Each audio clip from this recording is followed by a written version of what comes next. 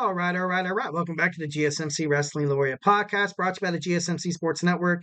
I'm your boy E here, the host, coming to you live every Monday through Friday at 8 p.m. Pacific, 11 p.m. Eastern time. So always, remember to, set an alarm on your phone and be like, dude, I gotta watch that weird white guy that talks about wrestling all the time.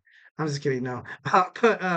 We're going to go ahead and jump into it. We're running out of time here rapidly, but just kind of reflect on what we talked about. We talked about our WWE SmackDown preview. I have not watched a single shred of wrestling, so it's hot takes. Then we moved on to our Thursday Night Wrestling review, where we talked about Impact Wrestling, Ring of Honor. So how kind of the younger kind of promotions are finding a way to ultimately kind of like show a different side of wrestling that I feel like a lot of people should probably check into, especially, professional wrestling fans. A lot of people thought TNA died when Kurt Angle, Sting, AJ Styles, Jay Lethal, Christopher Dan, once when they all left. But there's a lot of good young talent on there. So make sure you kind of check that out. Segment 3, we talked about our AEW, a double or nothing preview, predictions and analysis. So we're going to get into our WWE King and Queen of the Ring in Jeddah, Saudi Arabia. Can't wait to tell you guys, my thoughts about this pay-per-view. I don't know if it's going to be totally correct. I hope I don't steer you guys the wrong way.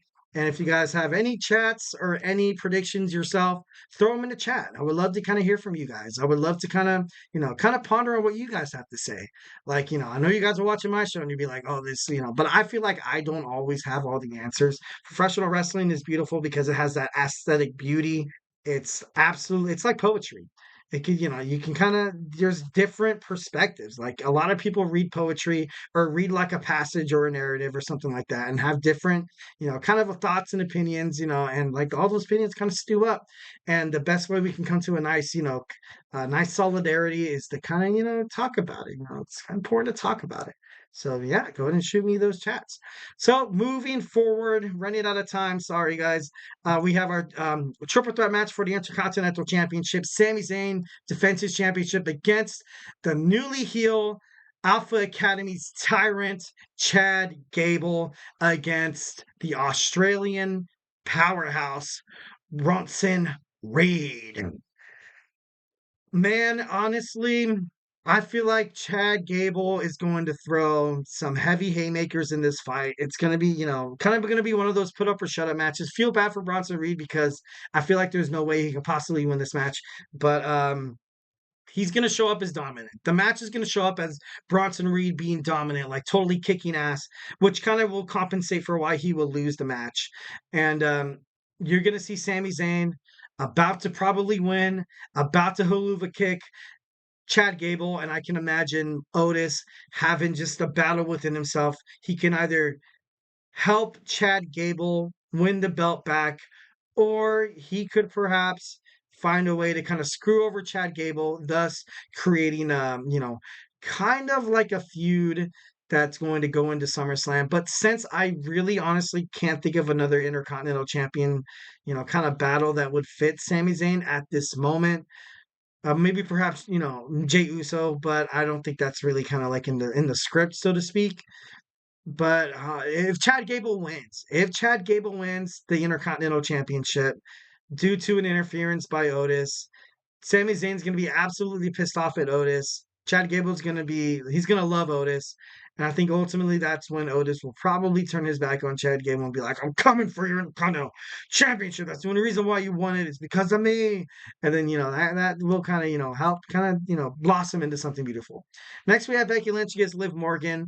Becky Lynch ultimately has done a fantastic job as the WWE World's Women's Heavyweight Champion after Rhea Ripley kind of went down. And I still feel like they're kind of holding that belt for Rhea Ripley. And the thing that would make the most sense is for Liv Morgan to beat Becky Lynch at King and Queen of the Ring. I know, just talking about it kind of makes my blood boil because I know Liv Morgan, she has the potential to be so great.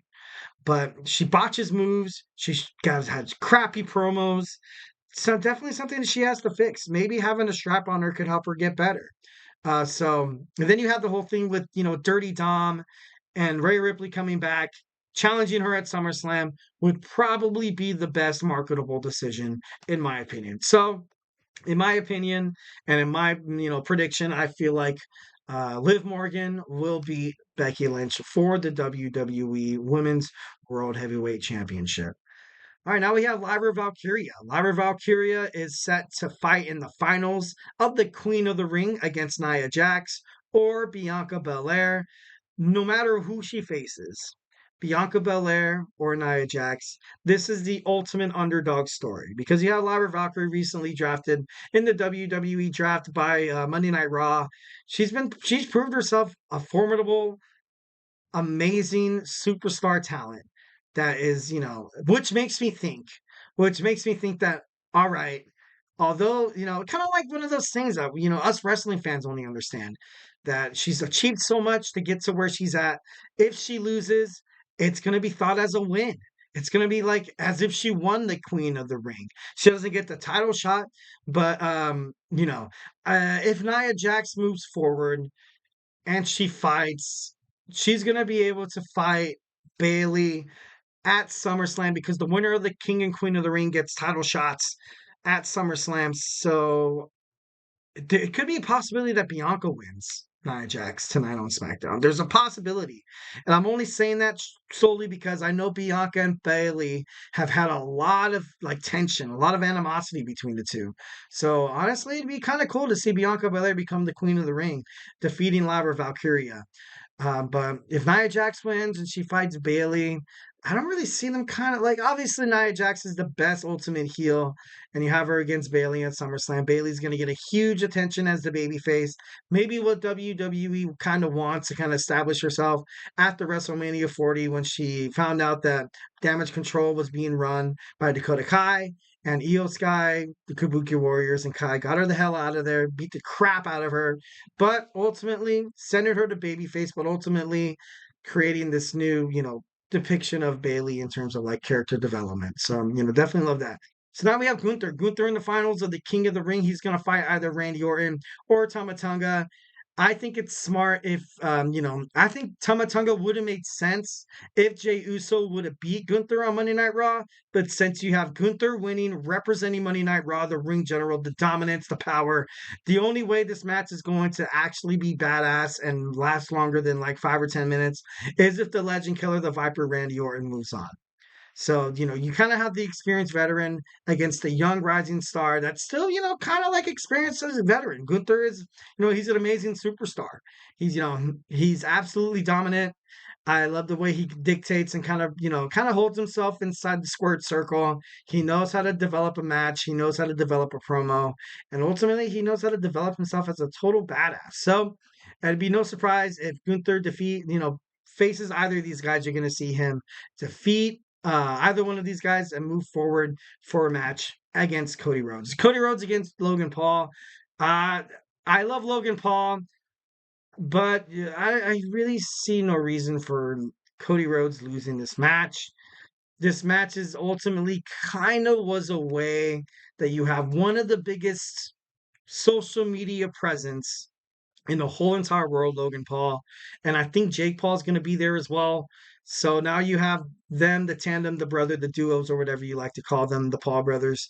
And then you have Cody Rhodes. Cody Rhodes, the ultimate babyface. Love Cody Rhodes. Heart of a Lion. Eye of the Tiger. He's going to retain his WWE Undisputed Championship. So there's not really a surprise there. And it's going to be one of those things where although Logan Paul's going to lose, he's going to be ultimately a formidable opponent for Cody Rhodes. So in a way, he's going to kind of win. Kind of like the whole Lyra Valkyria kind of thing. So guys, we are currently almost out of time. I have about a couple minutes left. But we're going to move on. Going overtime, baby. Overtime. No, I'm just kidding. We're going to wrap this up right quick. Forgive me if I seem like I'm kind of pushing myself out the door here. So, hey, stay tuned.